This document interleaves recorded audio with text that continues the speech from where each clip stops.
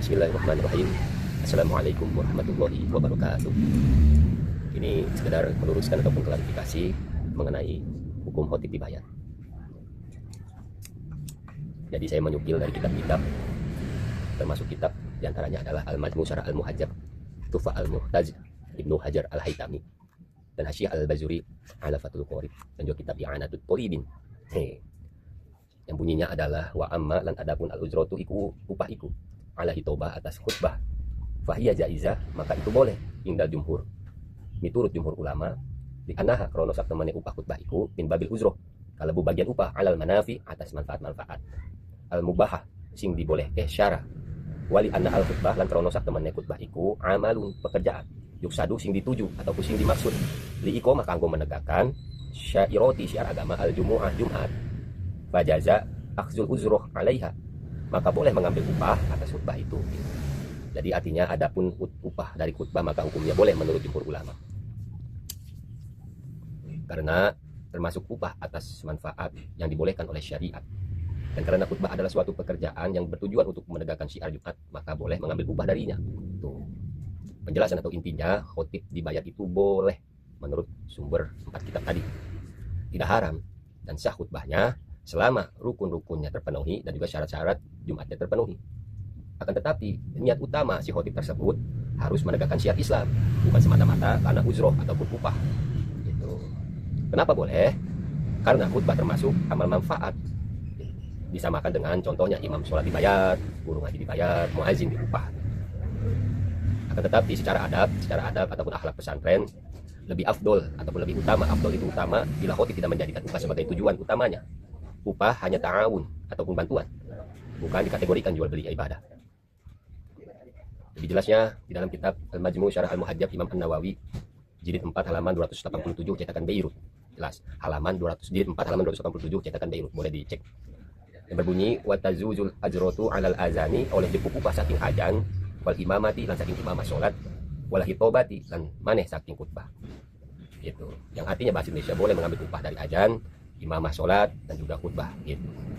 Itu di dalam kitab Al-Majmu' Syarah Muhajjab jilid 4 halaman 287 cetakan Beirut.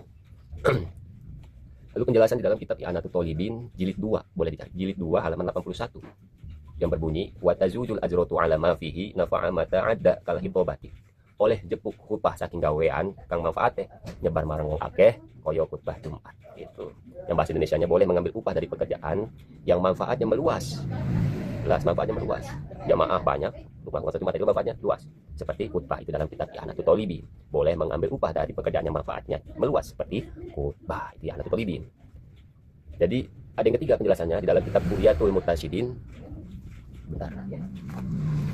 Kitab yang ketiga yang memperbolehkan di dalam kitab Buriyatul Mustarsyidin halaman 130 cetakan Haromain yang berbunyi al-ajratu 'alal khutbati, upah khutbah tidak mengapa. La ba'sa biha idza lam tak. Sebentar, agak puyeng. Al ajratu 'ala khutbati la ba'sa biha idza lam takun maksudatan li dzatiha. Upah khutbah tidak kenapa-kenapa selama bukan tujuan utamanya gitu. Jadi di dalam kitab Bugyatul Murtasyidin halaman 130 cetakan Al-Haromain.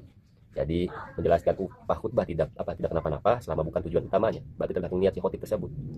Jadi kesimpulannya khutbatul Jum'ati ma'al ajroti, khutbah Jumat dengan upah, khutbah Jumat dengan upah jaizatu wa sahihatu, itu boleh dan sah. Walakina ikhlaso afdol, walakinal ikhlaso afdol, tetapi ikhlas tanpa menjadikan upah sebagai tujuan adalah lebih utama.